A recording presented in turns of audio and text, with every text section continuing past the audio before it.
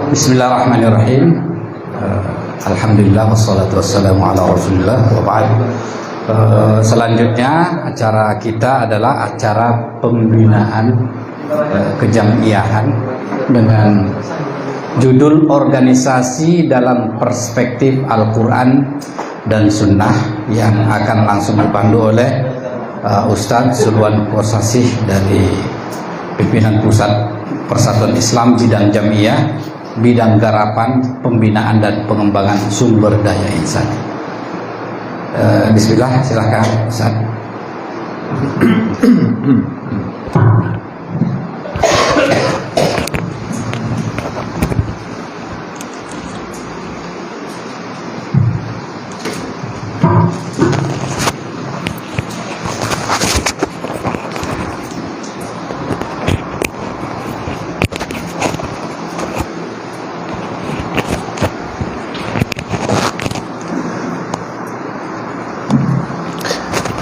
Halo. Baik. Innal hamdalillah nahmaduhu wa nasta'inuhu wa nastaghfiruh wa na'udzu billahi min shururi anfusina wa min sayyiati a'malina. May yahdihillahu fala mudhillalah wa may yudhlil fala hadiyalah. Asyhadu an la ilaha illallah wahdahu la syarikalah wa asyhadu anna Muhammadan abduhu wa rasuluh, amma ba'du. Yang terhormat Ketua Bidang Jamiah Pimpinan Pusat Persatuan Islam Kiai Haji Uus M. Ruhyat, yang terhormat Ketua Pimpinan Wilayah Persis Kalimantan Timur Al-Ustadz Qoyim dan Taskil seluruhnya. Alhamdulillah hari ini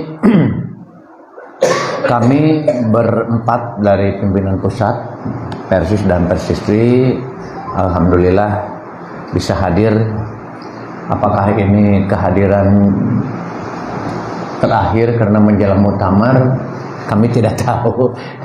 Jadi umur Ustadz Uus dan saya itu di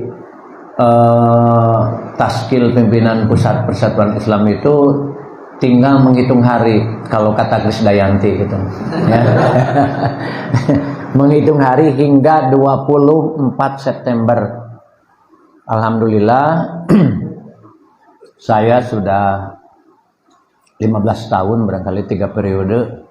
Kalau kata Ustadz Qoyim, karena Ustadz Qoyim mengatakan sudah cukup 2 periode, balas saya 3 periode Ustadz. Jadi sepertinya saya juga begitu gitu. Tapi insya Allah saya tidak akan pindah ke NU gitu. Kalau Ustadz Uus itu lebih lama lagi. Jadi saya masuk ke pimpinan Pusat Persatuan Islam. Waktu itu saya lagi di Jakarta. Saya tinggal di Jakarta. Saya ditelepon Ustadz Siddiq Amin. Kaget juga. Lagi selonjoran, kaki di atas, gitu, begini. Tiba-tiba ada telepon masuk. Halo, ini dengan siapa? Saya dengan Siddiq Amin dari pimpinan. Ustadz, kumaha damang gitu. Langsung otomatis kakinya ke bawah, padahal ustadznya di Bandung, ya 80 km. Saya diminta aktif di membantu sebagai taskil di pimpinan pusat. Saya menolak, jujur saja saya menolak, karena saya bukan seperti Ustadz Uus, bukan seperti Ustadz Qoyim, bukan seperti Ustadz yang lain. Saya bukan made in pesantren. Jadi saya agak cek urang mana raja teh mah asa tepuguh gitulah. Orang saya tuh melihat Ustadz Uus itu di pimpinan pusat itu, waduh, itu gimana ya? Saya aktif dulu di pemuda bersama Ustadz Uus yang Allahyarham yang meninggal kemarin baru 2 hari. Aktif di pemuda Persis dari tahun 73 barangkali. Ustadz Qoyim belum lahir kali. Saya umur sudah 71 nih hari ini ya. Jadi kalau Ustadz Uus manggil akang ke saya itu bukan seakang-akangna, memang saya lebih tua gitu.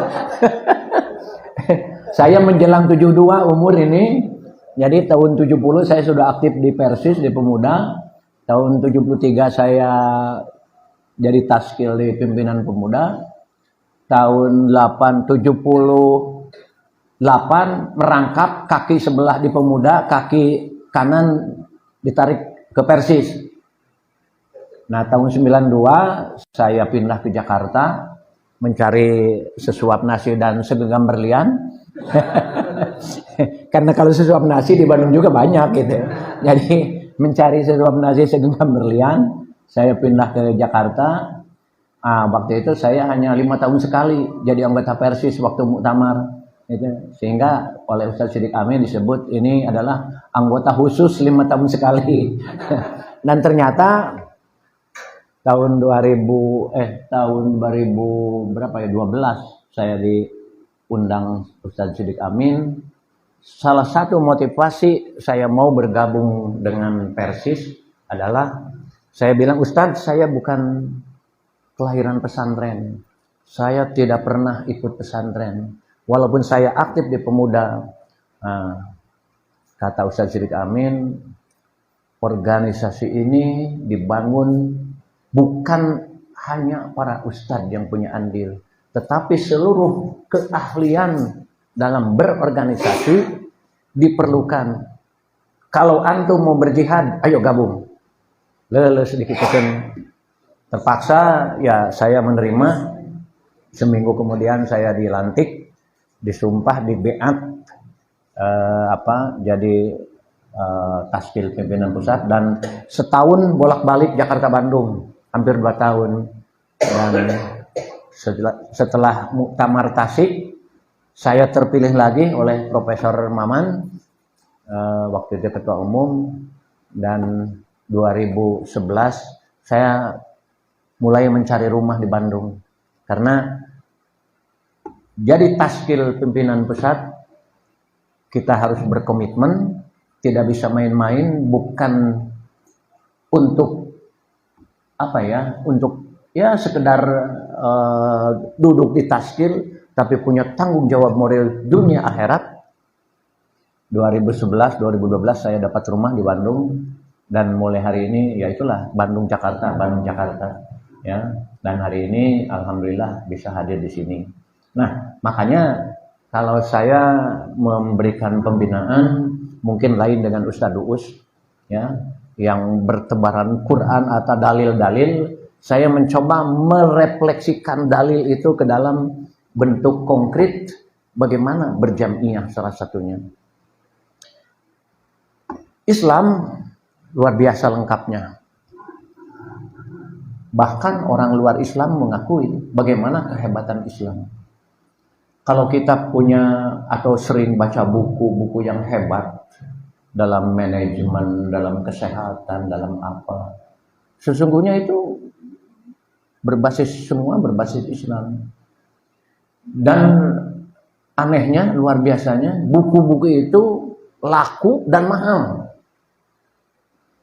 Saya pernah mengikuti bedah buku, sebuah buku manajemen yang disampaikan oleh penulisnya di Singapura. Ya, itu bayarnya aja 15 juta hanya untuk hadir mengikuti bedah buku dan seminarnya. Hanya berdurasi mungkin 2 jam lah. Itu bayar 15 juta. Belum beli bukunya, ditandatangani dan segala macam. Ketika bukunya itu dibaca, semua dalam Quran, semua dalam hadis sudah tersedia. Lalu mungkin di mana ini letak kesalahannya? Bukan letak kesalahan barangkali ya. Nah, di sini hadirlah ilmu manajemen, hadirlah ilmu marketing, hadirlah ilmu public relation, hadirlah public speaking. Bagaimana merefleksikan Islam, bagaimana mengiklankan Islam dengan hebat. Buktinya orang yang menulis, yang berbicara, yang sebetulnya berbasis Quran, berbasis Islam, dalam Quran sudah ada, dalam Islam, dalam hadis sudah siap. Mereka coba mengelaborasi dengan bahasa-bahasa kekinian. Bukunya ditunggu, belum cetak. bukunya ditunggu, harganya ratusan ribu. Ikut bedah buku aja bayar puluhan juta. Padahal kita yang punya ilmunya itu. Sudah baca buku Seven Habits? Tuh bagus sekali Seven Habits, ya. Di salah satunya adalah first give and then take. Memberi dulu cenah eta cek buku teh baru menerima. Apakah dalam Quran tidak ada? Kita kan disuruh memberi dulu. Itu otomatis akan ada nanti bonus timbal balik. Itu kudu mikir-mikir mau ngasih, mau infak, mau sedekah. Itu mau jadi berapa? Ayo give dulu. Janji Allah tidak pernah meleset. Orang yang bagaimana yang bersedekah, yang apa, lakukan dulu kewajiban. Enteng kan? Tetapi dielaborasi dalam buku dengan judul Seven Habits. Waduh, hebat itu. Bukunya mahal, seminarnya jutaan. Malah semuanya terletak dalam Islam. Terus asah otakmu cenah itu. Ayo dalam Islam bagaimana? Disuruh belajar. Dari sejak lahir kita disuruh belajar. Bukan disuruh pintar, disuruh belajar. Apa tidak ada dalam Islam? Begitu kan? Nah, ini sesungguhnya kita ini mungkin harus memperbaiki ilmu komunikasi, ilmu public speaking, bagaimana menyampaikan. Kita punya dalil, sampaikanlah sesuatu sesuai dengan derajat pemikirannya. Itu kan ilmu dari Islam. Lahirlah jadi public speaking, bagaimana cara berbicara, dielaborasi. Kalau berbicara itu, saya itu bergerak dalam pelatihan, ya, dalam pelatihan pengembangan sumber daya manusia di berbagai perusahaan. Saya selalu meminta data peserta, pendidikannya di mana, siapa ini, levelnya apa. Saya berbicara disesuaikan. Islam kan sudah seperti itu. Nabi mengatakan, sok kalau kamu bicara sesuaikan dengan kadar pemikiran orang yang menerima. Hebat kan? Coba kalau dalam lagu, kalau dakwah kita menyebutkan Allah itu maha indah, Allah itu maha hebat, bagaimana cara ke mahasiswa, bagaimana cara ke masyarakat, bagaimana cara ke orang desa, bagaimana cara orang ke kantoran, judulnya mah tetap. Kalau ke mahasiswa dan ke teman kanak-kanak akan sama enggak? Bahwa Allah itu indah, bahwa Allah itu hebat, tidak kan? Kalau ke teman kanak-kanak harusnya bagaimana? Lewat apa?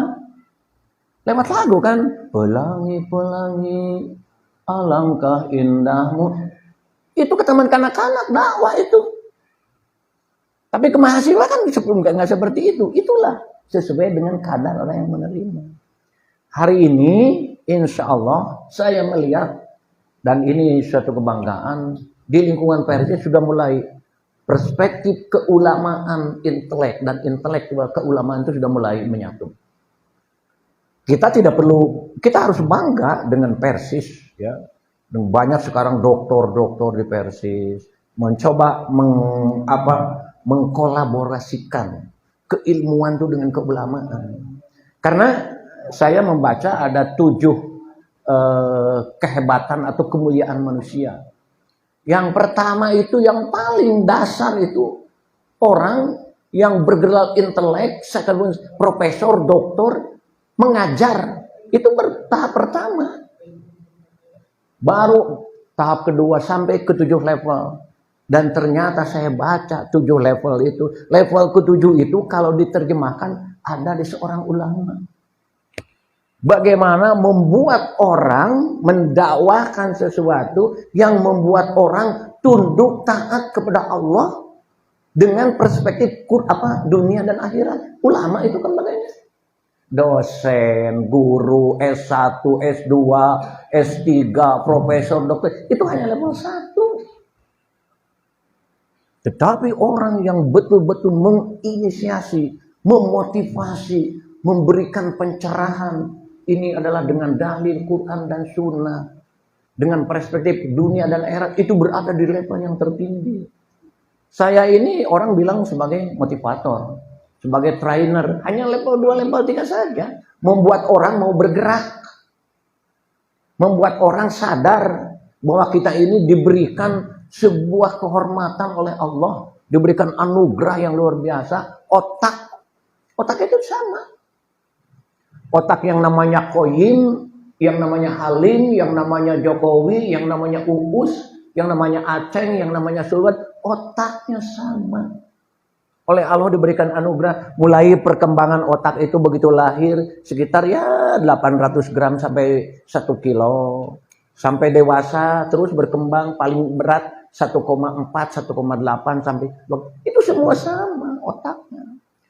Alatnya itu sama, ininya sama, bahannya sama.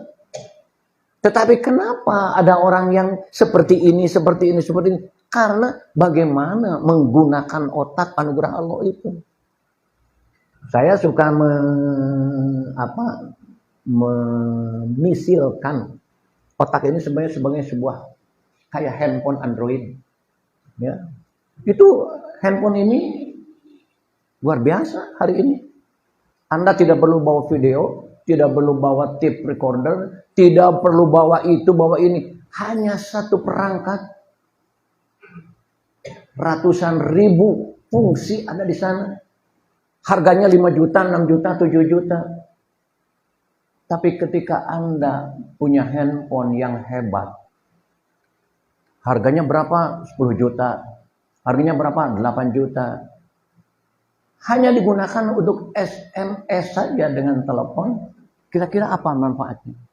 Kenapa harus yang mahal-mahal? Beli aja Nokia yang 200 ribu tuh, cukup. Nah, otak kita seperti itu, Android yang hebat, semua sama. Lalu bagaimana memfungsikan otak itu? Bagaimana mengejawantahkan otak dalam amalan sehari-hari? Anugerah Allah itu sama. Lalu Allah itu luar biasa. Otak kita ini 2 kilo. Sekitar 2 kilo. Merasa berat enggak? Enggak merasa beratnya? Coba sekarang susuhun besi 2 kilo di sini. Kemana? Kira-kira gimana? Waduh, pegel. Kenapa otak enggak berat? Ya? Coba Allah menciptakan manusia itu betul-betul sempurna. Otak itu berada dalam cairan. Hukum fisika bagaimana? Tekanannya sama. Jadi ringan aja. Ringan aja. Otaknya cairannya aja nggak ada, mulai otaknya berat masih. Nah, kenapa itu perlu sujud? Sujud itu beberapa detik cairan langsung aliran darah ke otak untuk menyeimbangkan. Mata nusuk sholatnya bener mah jarang dia. Nusuk dia perlu curiga sholatnya bener nggak? Ya. Nah, sekarang kita kembali ke judul. Kalau kita apapun tidak berbasis dengan Quran dan Sunnah, itu akan sia-sia kan? Maka kalau kita sekarang ada di Persis, ada di mana, harus paham kenapa kita perlu berjamiah. Sholat sama aja tuh, di Dimas juga sholat. Ngaji bisa aja, kenapa harus bergabung di Persatuan Islam? Kenapa harus berjamiah? Nah, ini barangkali perspektif ini yang perlu kita kaji, ya. Oke. Saya mengambil judul yang memang ini. Oke, ini tidak perlu. Nah, kalau saya biasa mulai dengan itu senyum dulu lah. Jangan baut aja. Baut itu apa ya? Orang menang aja apa bautnya? Merangut aja begini ya. Bangun-bangun udah gini. Kenapa? Ya, dibutuhkan 72 otot untuk cemberut. Namun hanya 14 otot saja untuk senyum. Sok atulah senyum saja kita datang. Datang kemarin disebut Ustadz Halim dengan ini nih anak muda kita. Senyum, Ustadz apa kabar? Damang kumaya. Genah hati. Coba kalau saya dijemput Mercy, dijemput Lamborghini dengan keadaan cemerut.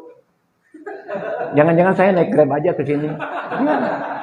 Tapi kemarin disebut dengan wah, Allahu Akbar. Senyuman itu memberikan rasa aman, rasa nyaman. Ya. Nah, ini betul-betul. Jadi di sini apa ya? Senyumnya senyum yang ikhlas. Bukan hanya senyum ini mah tambah we. Kalau kata orang mana raja mah puraga tamaka denda. Jadi hanya senyum ya lip service. Tidak, kita coba mulai senyum gitu. Kepada siapapun. Senyum itu kan sedekah, ya. Oke. Baik. Nah, karena orang ini perlu bagi taskil ya. Gestur tubuh itu mempengaruhi emosi. Kita paham kan kalau gestur tubuhnya gestur tubuh kita enak segala macam, emosi kita jadi ringan, tidak ada beban, tidak ada apa, tidak enjoy aja, enjoy ya. Saya walaupun umur sudah tua gitu ya, umur itu nggak bisa dicuri ya. Jadi kalau prinsip saya umur boleh purna, semangat tetap taruna. Gitu ya. Ini saya mendampingi Ustadz Uus kemana-kemana. Ayo Ustadz, Kang kita ke Kaltara. Kemana tuh? Ke Sebatik. Siap. Pakai apa itu yang apa tuh? Oh, speedboat. Suatu saat saya turun dari Ustadz Salam. Ustadz naik perahu katanya. Dikira naik perahu itu hanya dekat saja. Ya. Dengan Ustadz Uus itu. Ya hayu dengan gagahnya hayu. Tiba-tiba udah di tengah laut. Masya Allah ini. Saya biasa kalau naik kapal saja. Saya pernah naik kapal ke apa itu? Ustadz yang di Jawa Timur itu apa? Hah? Bisa Peken. Itu sebelum apa-apa saya sudah di mana ini pelampung. Saya diajari di perusahaan yang safety itu pertama kali kamu masuk hotel, pertama kamu masuk kendaraan, pertama masuk kapal, saya lihat dulu, tanya dulu, itu pelampung di mana? Oh di sini Pak. Saya hitung pelampungnya. 1, 2, 3, 4, 5, 6. Ada pelampung 187 di kapal itu waktu kesepakan.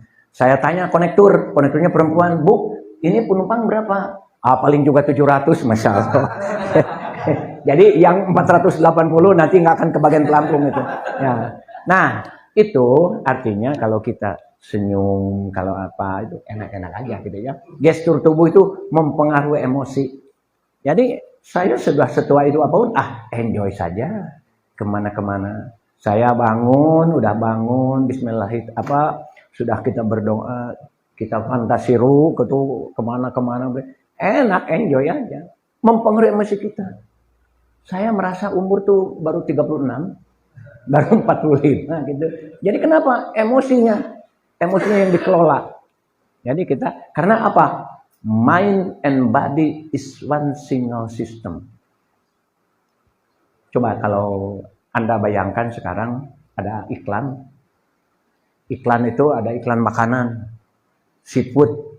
Katakanlah, waduh, udangnya begini. Begitu melihat, aduh, lapar Kenapa?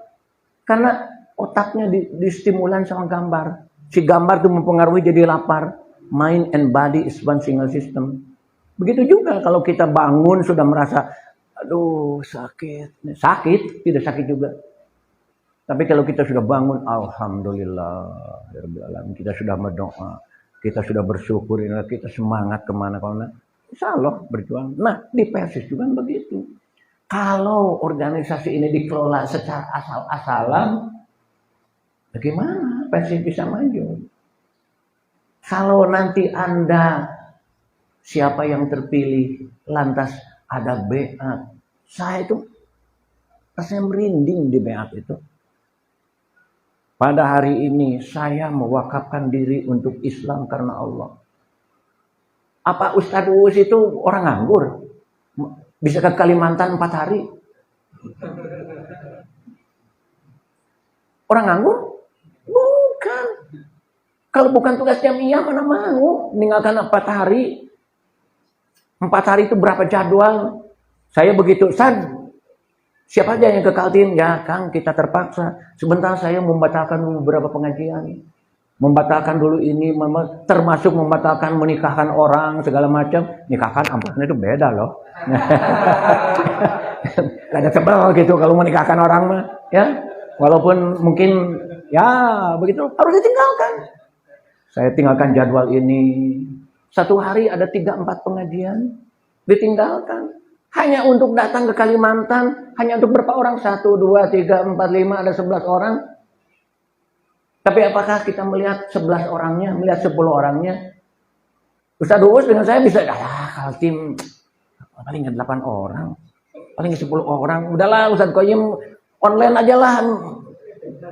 Kita tidak, kita komitmen. Jamiah menugaskan berangkat ke Kaltim. Pimpin musyawarah. Bismillah, berangkat. Saya harus merubah jadwal semua, ya. Ustaz Qoyim semula tanggal berapa? 16 kan? Ya. Karena saya sudah nggak bisa membatalkan jadwal tanggal 16. Ustaz Uus nggak bisa menjadwal 16. Saya jadi pembicara di sebuah hotel di leadership forum yang mencari penggantinya, dan memang saya harus yang berbicara. Dan sudah menerima uang muka gitu ya. Jadi agak sulit juga gitu. Maka Ustaz gimana? Ustaz kalau tanggal 16 mangga, tapi saya nggak bisa ke sana. Sami Kang, saya juga tanggal 16 itu ada ini gimana ya? Saya akan berdiskusi dengan Ustaz Qoyim. Mudah-mudahan bisa diganti. Maka hari ini bisa ke sini. Jadi kami bukan orang nganggur, tetapi karena komitmen berjamiah, komitmen kepada persatuan Islam, komitmen kepada Islam. Insya Allah hadir. Kita alhamdulillah dijemput dengan senyum. Ustaz Qoyim mengutus Dimas dan Ustaz Halim naik mobil kita berapa jam kemarin kita datang sampai jujur saja saya sampai nggak sempat mandi. Ya, karena lelah luar biasa. Dari rumah itu jam 7 kemarin itu. Jam 7 pagi. Ya, jam 7 pagi dari rumah itu. Jemput terus ke Piade, jemput ibu-ibu berangkat ke mana? Ke bandara dan segala macam. Udah, makanya saya sholat waktu nyoto. Nyoto di mana kita? Begitu saya sudah membayangkan begitu datang, waduh, jangan-jangan lupa sholat ini.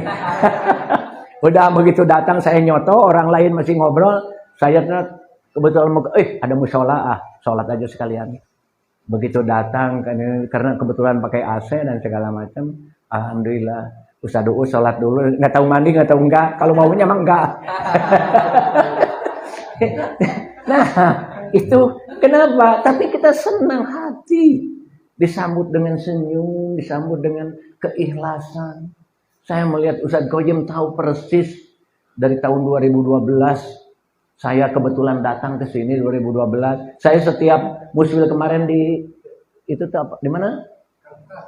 Islamic Center. Saya datang. Saya ingat waktu itu akhir laporan pajak 31 Maret. Saya datang ke kantor pajak. Nah itulah pertolongan Allah. Saya ada acara di Islamic Center, tapi saya belum sempat bayar pajak ini, bayar hitungin pajak. Itu orang nggak kenal, nggak apa. Bapak di mana? Di Islamic Center. Ini namanya, dia yang membereskan, sudah beres diantarkan. Pak sudah beres.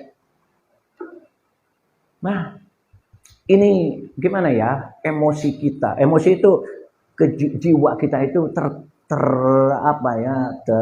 terikat dengan sebuah komitmen. Jadi intinya jamiah ini tidak bisa main-main. Tidak bisa sekedar, apalagi kalau jamiah dipakai untuk mencari keuntungan. Dipakai untuk mencari uang. Gak bakalan. Ustaz Qoyim berapa gaji jadi ketua PW? Hah? Apakah mengurangi diri karena gajinya kurang? Hari ini saya mah sudah 2 periode, sudah cukup saja. Coba tanya siapa? Ya. Saya tuh pindah dari Jakarta itu lagi enak-enak. Saya kerja cuma seminggu 2 kali, 3 kali. Ya, saya datang ke kantor, saya tidak mau kerja yang itu. Saya jadi konsultan di beberapa perusahaan, datang aja 1 jam, ngomong-ngomong, udah balik ke rumah. Saya datang mau jam 9, mau jam 10, mau jam berapa. tiba-tiba harus jadi taskil. Dan saya berpikir jadi taskil itu bukan main-main dan bukan permainan. Dan saya komitmen ke istri saya, kita jadi taskil di pimpinan pusat, harus pindah ke Bandung. Mau ikut nggak? Kalau nggak ikut ya saya cari lagi gitu. Ya, akhirnya ternyata ikut juga. Kalau saya mau cari lagi, tetap ternyata ikut juga. Ya, ternyata hari ini kalau saya ke Kaltim, kalau saya kemana, istri saya pulang ke cucunya ke Jakarta. Ya, itulah seni. Jadi berjamnya ini tidak untuk main-main. Kita serius. Nah, apa buktinya keseriusan itu? Waktu kami dengan Ustadz Uus masuk ke Persis bidang Jam'iyah, kita ini baru 8 provinsi. Baru 8 cabang, 8 wilayah. Sebetulnya 9, tetapi karena Aceh itu sudah tidak ada, itu ber-8. Kami berembuk, Ustadz Dodi, Ustadz Ihsan, Ustadz Uus, terutama tim sekarang itu ikatan itu kuat sekali, disebut B4. Bidang Jam'iyah 4 orang, Ustadz Dodi, Ustadz Uus, Ustadz Ihsan, dan saya. Saya mencoba merefleksikan apa amanah Ustadz Siddiq Amin. Coba antum keahlian antum dalam manajemen, dalam organisasi, coba tuangkan. Maka yang pertama waktu itu saya melihat peta organisasi, kayak 8 nih, baru 8 Persis itu. Padahal Persis waktu itu tahun berapa? Kalau saya masuk 2010 lah, anggap. Ya. 2010, 2005, angkatan Ustadz Siddiq Amin, berarti sudah hampir 85 tahun kan. Baru ada 8. Saya berpikir kok baru ada 8. Nah, kita berempat. Bagaimana kalau mengembangkan organisasi itu dengan prinsip-prinsip ilmiah? Saya cobalah, masuklah teori SMART. Masuklah teori SWOT. SMART, spesifik. SMART itu cerdas kan? SMART itu specific, measurable, reasonable, achievable, and time-bound. Bagaimana kalau kita kembangkan ini dulu nih? Tahun ini 3 PW. Tidak ujung-ujung. Dari 8, yuk kita tahun ini tambah jadi 10 PW. Dari mana datanya 10 PW? Harus mengukur kekuatan kita, mengukur kelemahan kita, kesempatan kita, tantangan apa. Diukur. Ustadz Ihsan yang komunikasi kemana. Ustadz gimana? Kalau begitu putuskan tahun ini kita hanya 2 PW. Oh siap, hari itu 2 PW, tahun kemarin besoknya 3 PW. Alhamdulillah hari ini Persatuan Islam untuk muktamar besok 22 September itu sudah ada 22 pimpinan wilayah. Ini artinya kita merefleksikan berorganisasi itu tidak main-main. Bagaimana mengembangkan organisasi itu sesuai dengan prinsip-prinsip. Nah, kita punya prinsip. Innallaha yuhibbul ladzina yuqatiluna fi sabilihi shaffan ka'annahum bunyanun marsus. Itu prinsip organisasi yang hebat. Yang tak ada duanya dalam prinsip organisasi. Kami senang sekali lihat orang-orang dalam berjihad itu ya seperti sebuah bangunan yang tersusun rapi. Itu kan prinsip organisasi. Nah, makanya dalam organisasi itu nggak usah luak-liuk lah, nggak usah tengok sana tengok sini. Walaupun mungkin kita juga perlu referensi yang lain, referensi buku, referensi bagaimana mengembangkan kejamiah, bagaimana mengembangkan organisasi, bagaimana kepemimpinan. Tetapi prinsip-prinsip dalam Quran pun sudah lengkap, ya. Jadi sekali lagi ini gestur tubuh mempengaruhi emosi, emosi bisa juga mempengaruhi gestur tubuh. Ya, kalau kita senang, ya otomatis senyum. Kalau tidak senang, baut. Ya, oke. Baik. Nah, dalam hari-hari ini tadi Ustadz Qoyim sudah menyebutkan kita sudah ada di era 4.0. Bahkan di orang lain sudah ada society 5.0. Nah, ini apa sih yang berhubungan dengan konon, karena hari ini dunia itu berubah itu ada 3 hal. Yang pertama adalah perubahan iklim. Jangan lupa. Perubahan iklim yang mempengaruhi struktur kebudayaan, struktur cara berpikir, struktur apapun di dunia. Anda mungkin sekarang, saya di Bandung tidak mengalami musim kemarau. Sudah minimal setahun ini tidak ada tuh musim kemarau, hujan terus. Kemarin bulan Juli tanggal berapa itu banjir besar. Bahkan di Garut ada 15 kecamatan banjir. Karena itu musim kemarau. Nah, itu akan melahirkan dengan ekonomi blue ekonomi, sistem apa yang eko. Anda nanti tidak akan bisa lagi sembarangan memakai kayu atau furniture. Sekarang negara-negara tertentu sudah menentukan apakah saya mengimpor kayu dari Indonesia itu kayunya itu tidak mengganggu hutan. Itu sudah sampai ke sana. Kalimantan yang saya lihat dari udara sudah, masya Allah, sudah gundul gitu ya, beberapa juta hektar. Ini akan mempengaruhi, dan itu akan pengaruhnya itu kepada perkembangan apapun, termasuk pada kehidupan. Ya, yang kedua, yang sangat berubah itu adalah karena industri 4.0. Bagaimana tidak? Sekarang ada online, ada Zoom, ada apa. Mungkin kalau nggak ada pandemi itu nggak lahir tuh. Ya itulah. Konon itu siapa tuh yang punya proyek Zoom itu sekali pukul aja kekayaannya tambah 71 triliun. Ya, karena proyek itu. Nah, yang ketiga pandemi. Nih, Ustadz Uus termasuk tuh kemarin tuh, di bandara karena belum booster. Ya, sekarang naik pesawat saja dikait-kaitkan dengan vaksin lah, booster lah, apalah, masker dan segala macam. Ini mengubah kehidupan. Kita sebagai bagian dari dunia, tidak bisa Persis menggalah, nggak ikut-ikutan. Ya mana? Jihad itu berapa tahun berhenti? Yang biasa jihad itu ngaji ahad di Viaduk itu setiap hari Minggu itu tidak kurang dari 5-6 ribu orang hadir menutup jalan itu sampai jalan itu ditutup. Kita jalan untung punya 2 arah di kantor pusat itu sudah berapa tahun sejak zaman pandemi. Itu karena apa? Karena COVID-19. Nah, kalau sudah begitu sekarang dengan kemajuan Anda nanti antum calon-calon taskil tidak bisa menghindarkan diri yang pertama dari kompetensi. Apa itu kompetensi? Orang selalu menghubungkan kompetensi itu dengan gelar. Tidak. Tanpa gelar, tanpa apa, kompetensi itu terus baca buku, menambah pengetahuan, menambah apa. Jangan sampai Anda nanti kita sebagai taskil Persis ketika berhadapan dengan yang lain, magol tuh tidak bisa ngobrol, tidak bisa apa ya.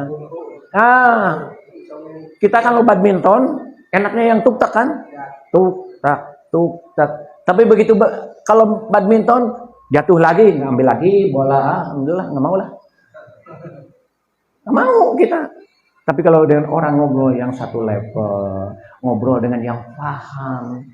Tadi Ustadz Qoyim sudah jelas. Tidak saja sekarang ini orang berbasis harus agama. Yang lain pun perlu apalagi kita hadir di organisasi. Ustadz Aceh sekarang itu perguruannya luas sekali. Tiba-tiba harus ketemu menteri, ketemu panglima, ketemu siapa ini, ketemu itu, ketemu ini.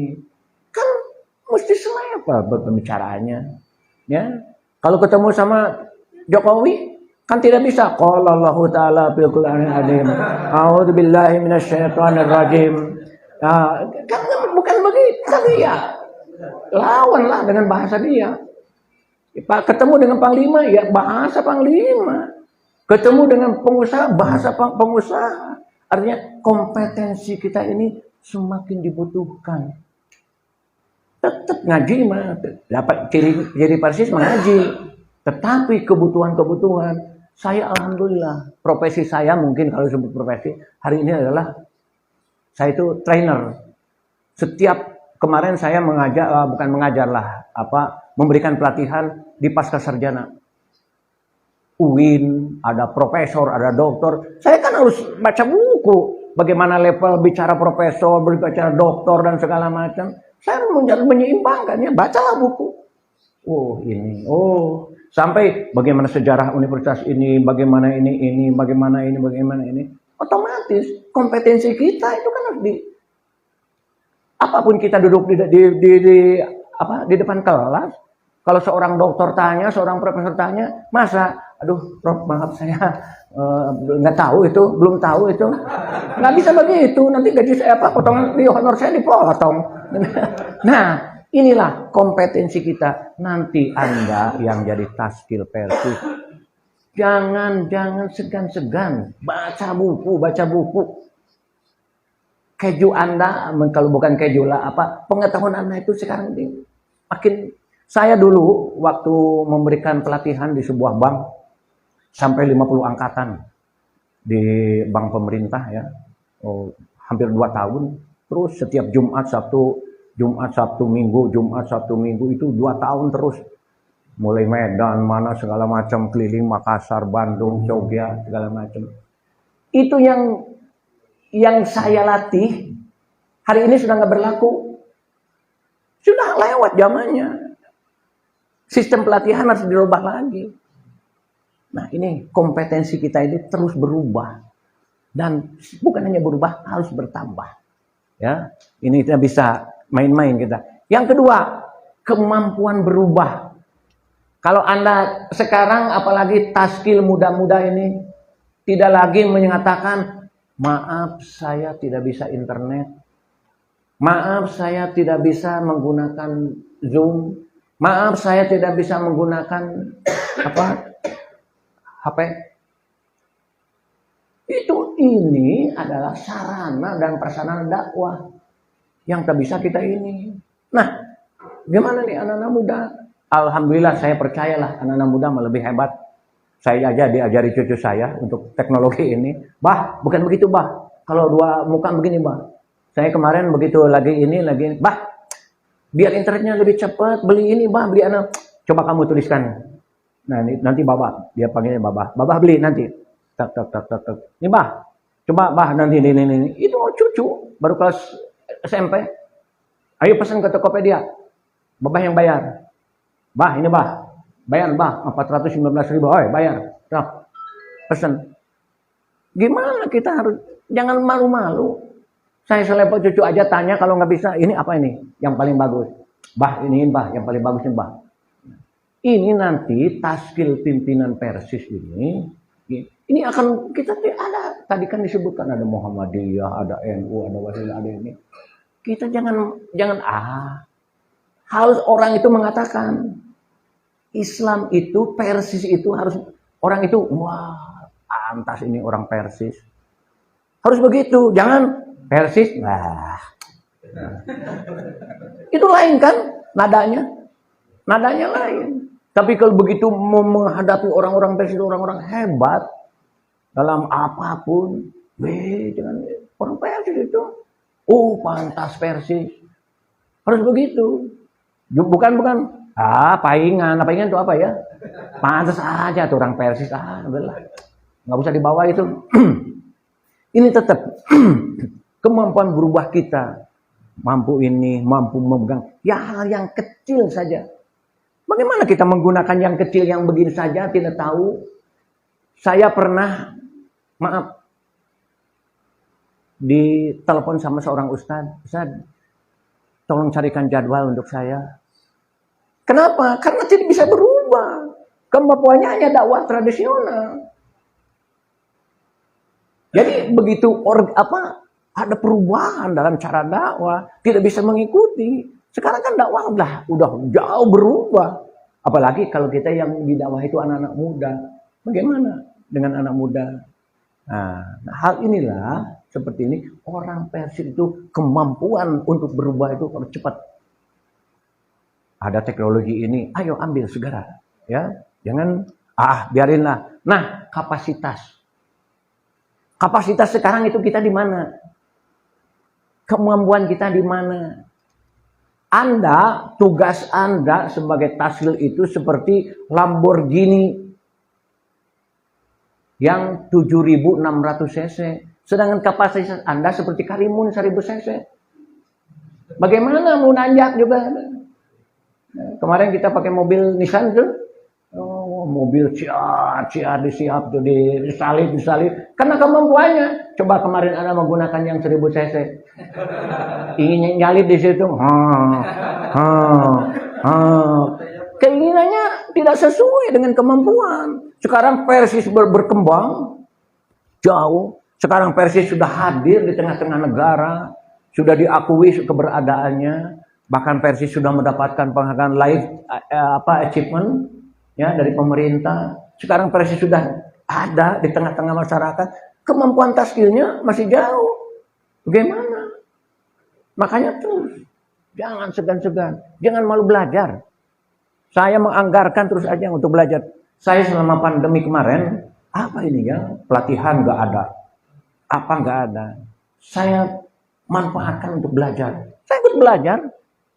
Saya tutup seolah-olah saya bukan trainer, saya bukan apa. Ketika mendapatkan saya belajar biasa aja, ikut. Itu berapa bulan? Itu 3 bulan, 4 bulan. Yang ujiannya ikut di samping online itu hadir. Head to head, face to face. Belajar aja. Nggak malu saya dengan usia yang 71. Jadi ketika kita hadir di tengah-tengah itu dengan siap dengan kemampuan otak kita, kemampuan kita, dan karena kita ada di Persis, itu mungkin ini kalau saya di Persis itu jadi pemicu, jadi jadi pemicu semangat. Wah, kan kemana-mana kita ini nggak bisa. Oh, saya bukan orang Persis, dimanapun dakwah itu dilakukan. Saya di perusahaan pun dilakukan dakwah itu. Bagaimana mengejawantahkan dalil tapi tidak pakai qala Allah Ta'ala. Masa peraturan qala Allah Ta'ala harus begini. Enggak. Terapkan aja sistem-sistem Islami. Jalan itu. Nah, kita sama. Persis itu bagaimana menghadirkan dakwah. Tadi itu dibilang tuh menghadirkan dakwah. Ustadz yang mengatakan dakwah Persis itu selalu dinamis sejak tahun 23 sampai kini. Kita harus bangga dengan the founding father kita yang tempo hari. Tetapi the founding father kita, para pendahulu kita itu adalah berijtihad pada zamannya. Yang hari ini mungkin ijtihad itu harus kita rubah. Kalau kita, wah ini kan kata Ustadz yang dulu. Itu berarti kita ini audiens yang jumud. Yang yang diem aja, nggak bisa bergerak. Kita hormat kepada the founding fathers, kita hormat kepada para ulama, tetapi izinnya pada zamannya. Hari ini juga lain. Mungkin dulu tidak memikirkan ini harus kita pinter Zoom, tidak memikirkan apa harus buat online segala macam, karena zamannya belum ada. Kalau hari ini, ya nggak bisa. Yang Ustadz dulu juga maju itu dakwahnya tanpa Zoom. Dakwah tanpa Ustadz itu pernah jadi ketua bidang HMK yang luar biasa, mengembangkan majalah, mengembangkan pers, mengembangkan apa. Kalau kita berorientasi pada yang dulu, orang dulu juga Ustadz Abdul Rahman, Ustadz siapa, Ustadz Latif dan segala macam, nggak pakai ginian biasa, ya itu kan pada zamannya. Sekarang dengan teknologi saja. Ustadz Uus, Ustadz Dodi, Ustadz Ihsan, saya berempat mengembangkan, tidak ujung-ujung datang ke Kalimantan kan. Kita komunikasi dulu, Ustadz Qoyim bagaimana nih kemungkinan ini. Itu memanfaatkan teknologi.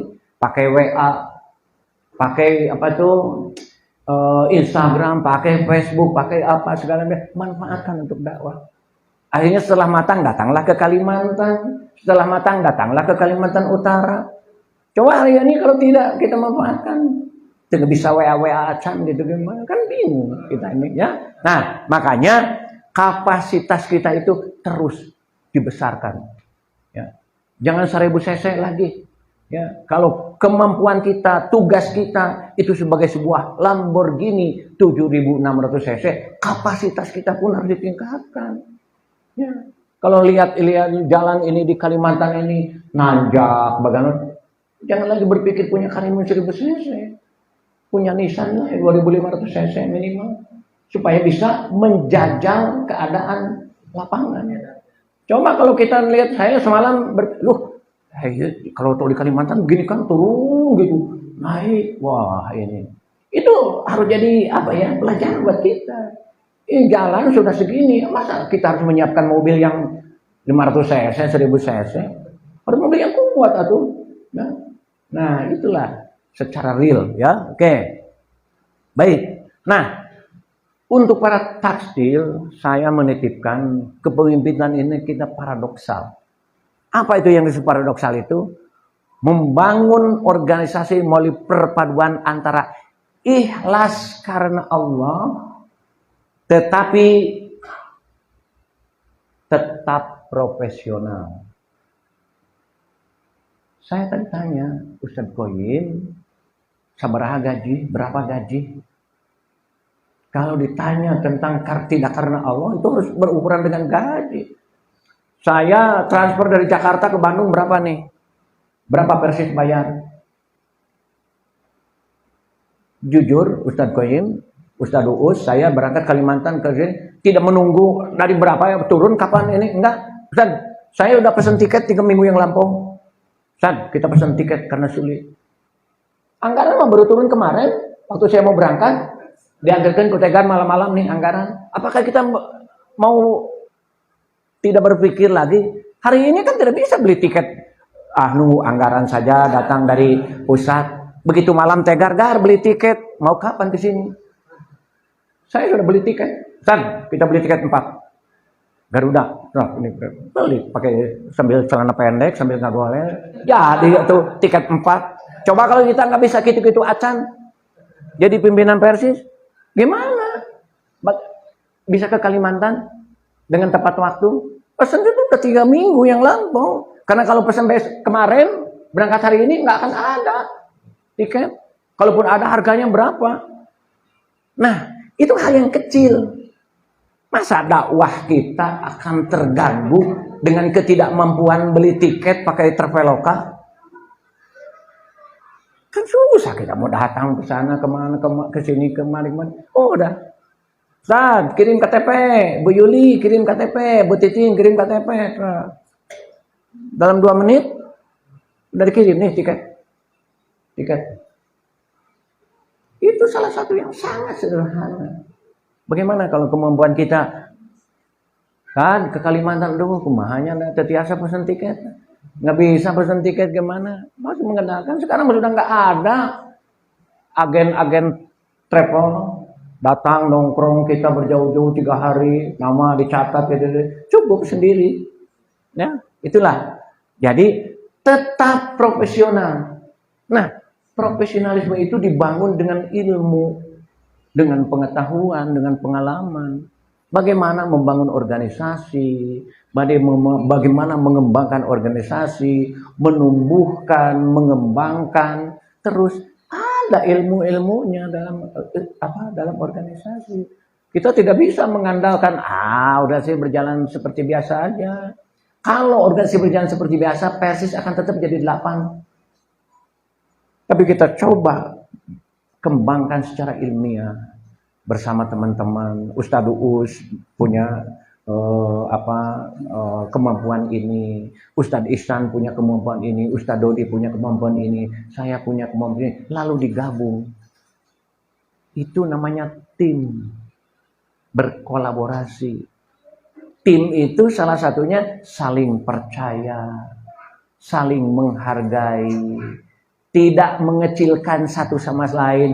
Alah Sulwan tahu apa, Ustadz lain, dokter lain, apa sih? Alah Ustadz Uus, paling kita ulama, hanya tahu, enggak, ternyata setelah berembung, suara-suara itu keluar.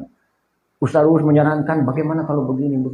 Ustadz Dodi menyarankan bagaimana kalau begini. Jadilah Persis dari 8 menjadi 23. provinsi. Itu bukan kerja sendiri. Tidak bisa diklaim kerja sendiri. Kita kerja kolaborasi. Termasuk yang mengizinkan, yang merestui ketua umum. Ya, silakan pergi ke Kaltim. Silakan pergi kemana, silakan pergi kemana. Nah, itulah yang disebut profesional. Tapi jangan mengharapkan mencari penghasilan di Persis. Itulah karena Allah. Kalau harus dirupiahkan, Ustadz Uus hilang berapa? Nu nikahkeun dina 3 hari teh aya 3. Mun 3 kali 2,5 juta, 7,5 juta ditulis aku saya. Kalau ngaji, piraku rek mere 100.000 ka Ustadz Uus. Ya, sakieu dupalah. Ustadz Uus hilang sekian. Kalau tidak ada ikhlas karena Allah, mending mana? Ustadz Uus bisa saja, Kang. Coba Ustadz Salam, coba Ustadz Nanang berangkat ke sana. Saya sibuk, bisa. Siapa yang melarang? Beliau mendelegasikan. Oh, langsungan pergi, Ustadz Nanang pergi, Ustadz ini pergi. Udah, Ustadz Us jadi itu di Bandung. 10 juta tapi lu hore. Kalau berbicara tidak karena Allah, tapi beliau dengan ikhlas mencoret jadwal, menggantikan jadwal dengan orang lain. Kang, hayu urang ke Kalimantan. Berangkat ke Kalimantan tanggal 22 hari Jumat, ke nanti pulang Senin. Senin itu termasuk Ustadz Uus dan saya tuh rutin memberikan kajian di komunitas pengusaha Muslim Lariba. Itu sudah diberitahu. Hari Senin kemungkinan nggak bisa. Kata salah satu pimpinannya, "Aloh, kalau gitu harus cari nih penggantinya." Kita itulah. Jadi kepemimpinan paradoks itu kita bekerja ikhlas karena Allah, tetapi bukan hanya karena Allah. Saya kan karena Allah. Tidak perlu toh-tohan, tidak perlu kerja keras. Kenapa? Kan karena Allah, tidak ada yang bayar. Seenaknya aja kapan datang, segala macam. Itu nggak bisa. Serius kita ini. Betul-betul kita itu menerima tugas itu dengan hati. Oh, ini tugas saya. Oh, ini. Saya berkali-kali harus mencoret jadwal. Ketika ke Ambon, saya tuh ada jadwal. Sudah dijadwalkan, Ustaz, aduh Kang, oyahna ke Ambon. Saya silakan kalau mau cari yang lain, kalau enggak silakan nunggu saya. Karena saya sudah komitmen, sudah di BA di Persis. Tidak bisa lagi kita berbicara setengah-setengah. Nah, itulah karena Allah. Tapi kita juga jangan mengharap. Jangan-jangan mudah-mudahan Persis bisa mengganti itu yang biaya ini, enggak ada. Di Persis, alhamdulillah, Persis itu sekarang bisa hidup, bisa mengongkosi ke sini dan segala macam. Kita sudah bersyukur. Luar biasa itu, ya. Jadi sekali lagi kepemimpinan paradoks. Bekerja ikhlas karena Allah, tetapi tetap harus profesional. Sebagai ketua, sebagai sekretaris, kembangkanlah ilmu kesekretariatan. Sebagai bendahara, tata kelola secara profesional. Bagaimana keluar masuk uang, kemana masuk uang, bagaimana otoritas pengeluaran uang dan segala macam. Zakat. Bidang itu pengumpulan zakat, bagaimana mengumpulkan zakat secara profesional dan segala macam. Jangan bilang, saya kan karena Allah nggak dibayar. Udah aja seenaknya aja bekerja, nggak bisa begitu. Ya, oke. Saya tambah aja satu lagi. Oke. Nah, jadi kita kembali, organisasi itu banyak referensi, banyak teori, banyak pendapat. Tetapi satu lagi kita punya. Ini adalah sesuatu prinsip organisasi yang super hebat. Quran As-Sof ayat 4. Ya. Ini satu lagi, sesungguhnya Allah senang jika seorang di antara kamu mengerjakan suatu perubahan, lalu dia mengerjakannya secara sempurna. Itu adalah profesional. Ustadz Qoyim tidak tinggal diam. Iya, itu sebagai dosen, sebagai ketua umum. S2. Sekarang mau menggarap S3, itu profesional. ingin mengembangkan ahlinya, mengembangkan jabatannya, itu dengan dorongan-dorongan ilmu, pengetahuan dan segala macam. Berapa sih biaya S3 itu? Mahal itu. Berapa lama? Tapi karena ada profesionalisme di sana, ikhlas karena Allah. Berapa? 2 tahun kan? 2 periode di ini sudah dapat berapa jadi ketua PW? Malah mungkin sudah habis berapa jadi ketua PW. Untuk itu saya tahu. Minimal lah yang kecil-kecil menjemput kami dari bandara harus pakai bensin. Makan ke soto kamari kudu pakai uang. Hotel benar. Kita suka menghitung, ini dari mana? Dari mana ini sumber-sumber jamiah ini? Kita ini kebanyakan 90% itu dari pribadi-pribadi yang ikhlas. Maka kita tuh sudah bersyukur dapat makan, dapat hotel, dapat tempat, dapat apa. Ya, itulah. Jadi kita bekerja karena Allah, tetapi tidak mengabaikan pekerjaan itu, tetap profesional. Tetap ketika ditugaskan, ketika jamiah memanggil, ya, insya Allah kita nomor satukan. Oke? Saya kira itu aja. Saya tidak perlu panjang lebar. Intinya kembali lagi hanya satu. Kita punya prinsip berorganisasi berbasis Quran dan Sunnah. Yang turunannya dielaborasi oleh mereka menjadi buku-buku hebat. Menjadi teori-teori hebat. Yang jumlahnya jadi duit, jadi jutaan. Tapi kita punya prinsip berorganisasi yang hebat. Kalau kita mau membacanya, mau menelaahnya, mau melaksanakannya. Yang kedua, sebagai taskil khususnya, atau siapapun, kita ini orang-orang yang paradoks. Bekerja karena Allah, tetapi tetap bekerja secara profesional. Oke? Silakan Anda yang perlu didiskusikan, ditanya jawab, dan segala macam. Ada kesempatan. Sebelum. Silakan. Mangga. Balik dia. Orang ame caket. Balik, ya. Silakan. Bismillahirrahmanirrahim.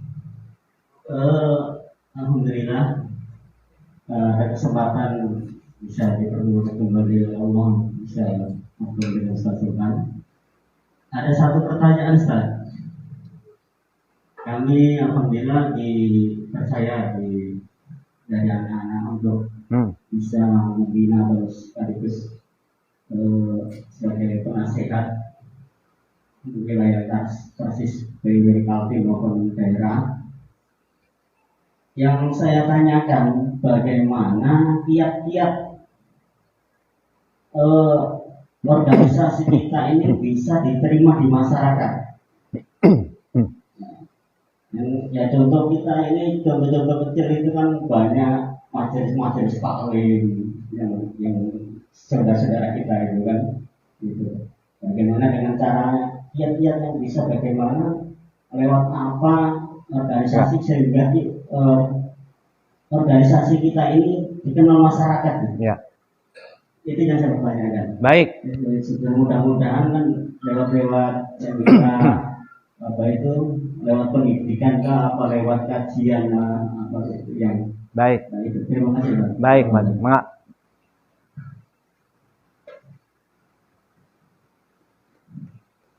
Terima kasih, Ustaz. Pertanyaan yang bagus sekali. Saya tidak akan jawab dengan teori, jawab dengan praktek saja ya. Ustadz Uus itu mungkin dibantu oleh saya sejak 8 tahun yang lampau memberikan kajian secara rutin ke kelompok pengusaha. Macam-macam pengusahanya itu. Wah, dari mana-mana.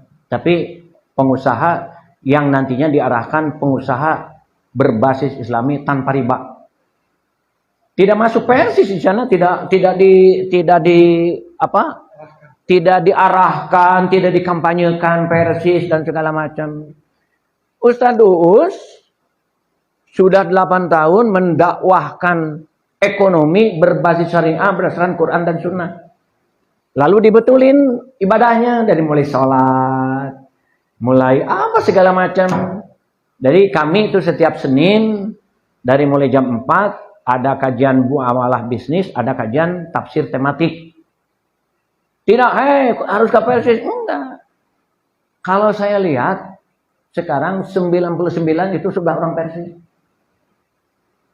Tanpa mengkampanyekan Persis harus begini, kata Persis harus masuk ke Persis, enggak. Kami berdua mendirikan masjid, pesantren dan rumah tahfidz. Itu dibiayainya oleh kelompok pengajian itu. Pesantrennya sudah jadi, masjidnya sudah ready, dipakapkan ke Persis. Hari ini Ustaz Uus dan saya sedang mendirikan rumah tahfidz. Tidak pakai pelang Persis. Tidak pakai pelang Persis dulu. Biarlah masyarakat sekitar, siapapun, orang tidak segan-segan, Pak Haji, ayo di 100 juta. Ustaz, ini ada 100 juta dari saya. Ustaz, saya mau kirim semen 2 truk tuh? 2 DO. Ustaz, saya mau kirim parkir. Tetapi jelas itu kalau sudah selesai kita wakafkan ke Persis. Jadi orang Persis. Jadi dakwah itu tidak harus pertama, harus masuk Persis. Atau Ustaz Uus ka antum ayeuna geus asup Persis. Karena yang Jumatan yang dicarekan itu khotib yang orang masuk Jumat. Kalau tidak sholat Jumat mah nggak akan kena. Nah sekarang yang udah masuk Persis mah wayahna. Tapi berdakwahlah dengan cara-cara yang elegan. Kan Nabi sudah menyuruh begitu. Sok bicara sesuai dengan kadar mereka masing-masing. Ustaz Uus bicara sesuai dengan kadar pengusaha. Pengusaha itu paling berdebong. Karena merasa hebat, dia punya karyawan bisa menyuruh bisnis ini. Ustaz meleh. Kita zakat, kita infak, kita sodako. Kenapa? Itu mungkin cara dakwahnya diterima. Beres Pak? Betul? Jadi saya nggak akan menjawab persoalan itu, menjawab dengan praktek saja. Hari ini kami berdua dengan teman-teman yang lain setiap Senin rutin. Ustaz Uus mencoret seluruh jadwal. Kalau hari Senin harus ke komunitas itu. Malah dari Senin sudah tanya, Kang, jam berapa pulang kita dari Kaltim? Jadwal jam 3. Ya paling yang kedua setelah maghrib masih keburu Ustaz ngaji. Enggak ditinggalkan itu. Dan itulah pengusaha itu paling sulit karena merasa paling hebat, merasa paling kaya, punya kuasa, tetapi dengan cara-cara dakwah yang elegan, tunduk karena Quran yang Sunnah. Gitu. Jadi gitulah Pak. Kalau kita mendakwakan belum apa-apa, cek aing Persis, malaku dah. Ya, oke. Ada lagi? Kalau sudah selesai, saya tidak akan ini banyak yang harus ini dari Quran semua, ya. Tetapi saya nggak akan banyak lagi lah renungan dan segala macam manajemen itu teori-teori lah. Ini paling saya menjabarkan saja dari surat As-Saff ayat 4 itu coba saya refleksikan menjadi satu konsistensi. Konsistensi itu kan karena di sana itu ada ayat kabura maktan indallahi an taqulu ma la taf'alun. Kita jangan hanya ngomong saja tapi tidak melaksanakan teori itu, teori ini. Sok praktekkan konsistensi. Konsistensi antara ucapan dan perbuatan. Sok khususnya taskil Persis, jangan hanya pintar berdakwah, dimulailah dengan diri sendiri dakwah itu. Kenapa Ustadz Uus dihormati sebagai ulama, sebagai banyak Ustadz? Karena ini konsistensi. Apa yang didakwakan, apa yang diucapkan, dijalankan. Kalau enggak, Ustadz eta hanya dakwah aja sama orang lain, tetap aja di belakang terima ini, terima itu. Konsistensi. 2, soliditas. Anda jangan merasa saya ini ketua, saya ini sekretaris, saya ini bendahara. Semua berfungsi. Lamborghini yang 10 miliar tanpa pentil yang 25.000 nggak jalan. Ya. Tidak akan jalan. Dan sesuaikan fungsi masing-masing. Oh, ini setir, ini jok, ini mesin, ini sesuaikan. Tapi semua berfungsi. Oke? Yang ketiga, visioner. Nabi itu luar biasa visionernya. Dan visioner kita yang paling hebat adalah Rabbana atina fid dunya hasanah wa fil akhirati hasanah wa qina adzabannar. Kita berjuang, kita berjihad, kita ada di taskil bukan hanya visi di dunia, nun jauh di sana di akhirat yang abadi. Kita ini untuk akhirat kita mah. Visioner itu jauh menjangkau jauh ke depan, ya. Konseptual. Apa itu konseptual? Secara hukum persis Islam punya Quran dan Sunnah yang terkonsep secara jelas. Persis punya hal yang terkonsep, ada anggaran apa, ada ada kanun asasi, kanun dahili. Tunduklah kadinya. Mun Islam tunduk karena Quran dan Sunnah, itu konseptual. Nih, kami sudah meninggalkan 2 perkara, tidak akan sesat kalau kamu menjalankan itu konseptual. Quran dan hadis. Kalau di kita punya akide, konseptual ini jelas. Militansi, tanpa militansi dari Kukar, Ustadz Qoyim tiba-tiba pergi ke Kalimantan Utara untuk apa? Berapa dikasih ongkos? Kalau ada militansi, Ustadz Uus saya ngapain ke Kaltim? 4 hari. Kalau nggak ada militansi yang meledak-ledak ke sini, ini untuk Persis. Nah, ini anak-anak muda nih yang paling luar biasa. Militansi itu luar biasa. Itu yang menghadirkan kenapa negara hadir, kenapa Islam hadir, kenapa Persis hadir. Karena ada militansi dari para pendiri. Masa kita kalah sama orang-orang tua yang dulu yang melintasinya di zaman penjajahan mendirikan organisasi. Di zaman PKI mendirikan organisasi. Hari ini masih bebas kita. Masa masih kita leha-leha saja? Mana militansinya? Coba bandingkan bagaimana militansi seorang Suhaib yang dicegat mau hijrah dari Mekah ke Madinah, ya. Suhaib Ar-Rumi itu mau hijrah dari Mekah ke Madinah. Suhaib, enak saja kamu kaya di sini sekarang mau ikut Nabi. Tinggalkan hartamu. Oke, aku tinggalkan hartamu. Semuanya. Asal aku diizinkan untuk ikut hijrah ke Madinah.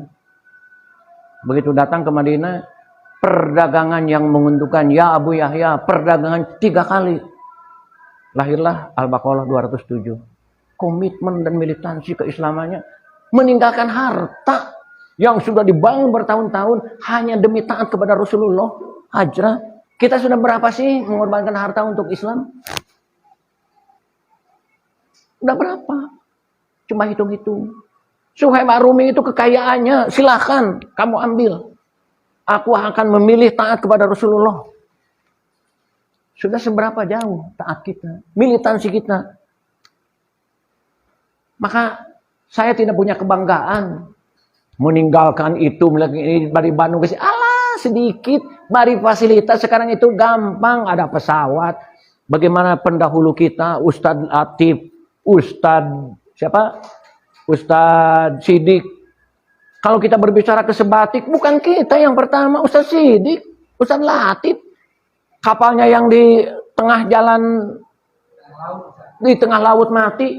Kita masih enak-enak. Kata Ustadz Uus, Kang, kita tidak sebesar ini. Militansi kita itu si ganu hebat di tengah ombak ruas kieu.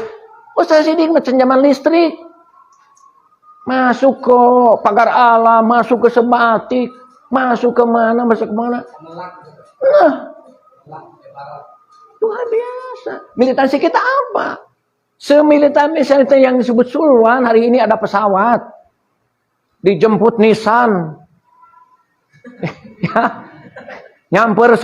Mampir ke soto Lamongan. Di jalan enak, tidak melalui hutan. Enggak.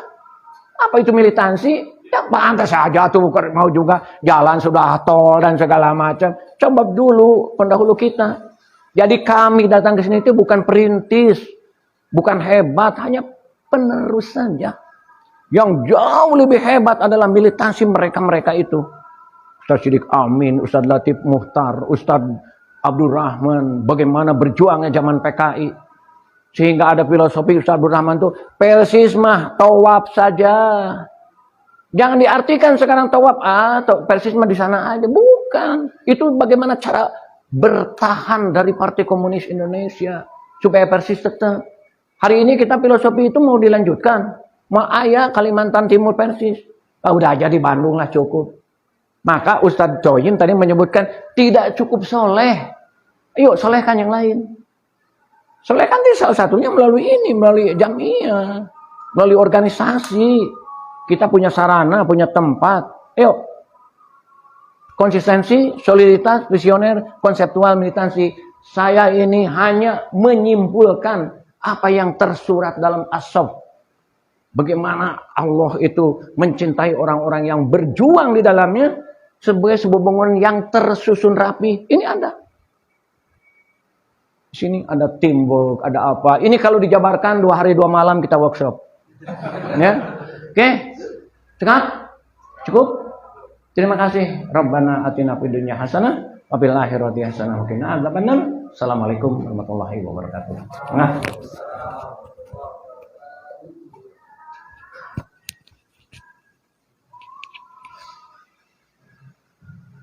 Terima kasih Ustaz atas penjelasan dan pencerahan yang terkait dengan kejamiah dan bagaimana kita berjamiah organisasi di dalam persatuan Islam. Alhamdulillah ini sudah hampir zuhur. Nanti kita sholat di lantai 2 ya, berarti masih ada takwa ya. Darut Takwa Yayasan Nusantara Kasih. Setelah ini, setelah kita istirahat, sholat, nanti habis itu kita kembali ke ruangan ini untuk acara selanjutnya, sidang-sidang pleno 1 sampai sidang pleno 4, insyaallah. Semoga apa yang tadi disampaikan oleh Ustaz Sulwan, organisasi dalam perspektif Al-Quran dan Sunnah, menjadi bahan renungan kita bersama dan menjadi suntik macan. Suntik macan kalau istilah Ustaz Gozi itu suntik macan. Kalau orang Wanaraja bilangnya suntik anjing itu. Jadi pulang dari sini insyaallah yang lebih segar, lebih semangat, dan kita punya wawasan berjamiah, merefresh apa yang sebelumnya kita pahami, dan sekarang semakin kita memahami terkait bagaimana seharusnya kita bersikap dalam hak berjamiah. Cukup sekian, kita istirahat dulu sampai nanti setelah kita. Insyaallah jam 1 ya, jam 1 insyaallah. Atau jam 1 lewat kita kembali ke ruangan ini. Jam 1 pas ini. Ya, insyaallah. Assalamualaikum warahmatullahi wabarakatuh.